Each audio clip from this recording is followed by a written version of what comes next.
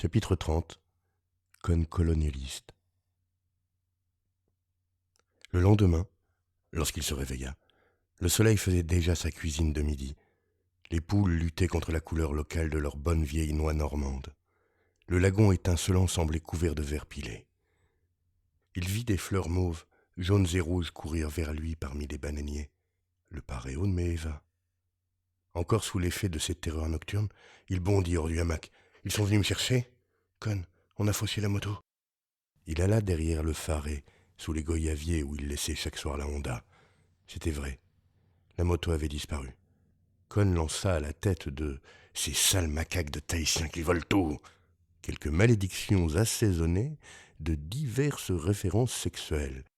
Car c'est toujours à la source dont ils sont issus que les hommes vont chercher ce qu'ils peuvent trouver de plus insultant. Il s'agita ensuite, comme tout bon bourgeois détroussé, courut avertir les gendarmes qui l'accueillirent avec des sourires heureux. C'était bien la première fois qu'il voyait Con dans le rôle de la victime. On l'assura que la moto allait être retrouvée, tôt ou tard, dans un ravin. Con leur exprima fortement son opinion sur la façon dont la police assurait la protection des honnêtes gens et de la propriété. Se mit en route à pied pour rentrer chez lui, et ce fut en sortant du square de la République qu'un groupe de jeunes Tahitiens qui le suivaient depuis quelque temps se jeta sur lui en vociférant. La seule chose dont il devait se souvenir plus tard était un « salaud d'Américain », accompagné d'un coup de bouteille de Coca-Cola sur le crâne. Lorsqu'il retrouva ses esprits, il était couché dans son lit, la tête enveloppée d'une serviette glacée, entre une Maeva déchaînée qui hurlait qu'on lui avait tué son papa, un Bisien assez inquiet, si c'était une manifestation contre les étrangers, c'était mauvais pour le tourisme, et le jeune père Tamil, lequel s'était trouvé là comme par hasard au moment de l'agression. Con avait tellement mal au crâne qu'il n'était même pas mécontent. La souffrance physique était un excellent remède contre l'autre, celle que seuls les coups sur la tête parviennent parfois à chasser un instant. Qu'est-ce qui s'est passé ?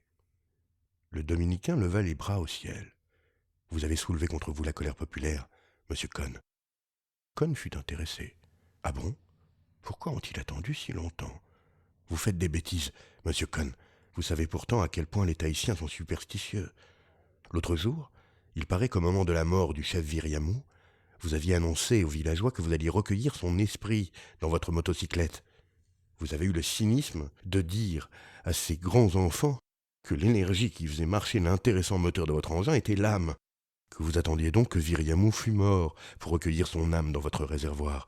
Et comble de provocation, quand l'événement se produisit, vous avez immédiatement démarré, ayant fait le plein en quelque sorte, non sans faire à la famille du défunt un petit geste d'adieu. Con jeta un sale regard à Maeva. « Je l'ai dit seulement à Paulette Fong », murmura la coupable. « Je savais bien que c'était pour rigoler. Laquelle Paulette Fong l'a naturellement raconté partout », conclut le dominicain. Résultat, les villageois sont descendus en bande à papettes et se sont emparés de votre inoffensive motocyclette. Ils l'ont mise en pièces détachées pour libérer le tupapo de leur chef bien-aimé, et puis ils ont balancé la mécanique dans l'océan. Con fit en hochant la tête. « Ça n'a pas explosé ? » « Quoi ? Le réservoir ? » Ils ont eu de la veine. Il ne serait rien resté de Tahiti. En général, pour votre information religieuse, quand l'âme humaine explose, ça fait au moins une révolution. Une puissance de destruction terrible. 100 mégatonnes. C'est pas la peine de déconner, monsieur Con, dit Bisien sévèrement. Il faut respecter les croyances de ces gens-là. Con était assez impressionné. Il ne s'attendait pas à être pris au sérieux. C'est tout de même marrant, dit-il. Comment les Maoris peuvent-ils encore s'imaginer qu'il leur reste une âme ? Nous la leur avons volée depuis longtemps. Les derniers vestiges sont dans les musées d'Europe et d'Amérique. Vous devriez le savoir, Bisien. Très drôle, dit le Napoléon du tourisme. Je suis sur le point de rire. Et ils m'ont assommé pour ça. Ce fut alors que Con put vraiment goûter à la perfection.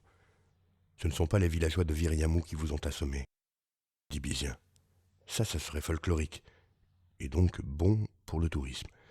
La survivance des mythes ancestraux. Non, monsieur Con, ce ne sont pas les naïfs qui vous ont rossé. Ce sont les autres. Les autres ? Les évolués, les progressistes, si vous préférez. Ceux qui veulent un État d'Océanie industrialisé et indépendant. Ils vous accusent d'encourager le primitivisme dans le pays et d'être payés par moi pour aider les impérialistes à maintenir le peuple dans ses rêveries mythologiques et dans l'obscurantisme. Bref, vous êtes un colonialiste. Au fait, ils sont tellement montés contre vous qu'il vaudrait mieux que vous disparaissiez pendant quelque temps. Je ne plaisante pas. Ils ont horreur des gens qui s'efforcent de maintenir les Tahitiens dans leur état de pureté et d'innocence, comme nous le disons. Vous risquez votre peau. Con ferma les yeux. Disparaître? Il faisait tout ce qu'il pouvait pour ça. Prenez un bonbon, dit le père Tamil, avec une compatissante sympathie. Tenez, vous pouvez garder toute la boîte. Con avala un bonbon au chocolat. Les consolations de l'église. Où voulez-vous que j'aille? Vous pourriez passer quelque temps dans la presqu'île de Tairapou, proposa Bizien. Justement, il se trouve que j'ai là-bas pour vous un emploi intéressant. Je vous en parlerai quand vous serez revenu de vos émotions.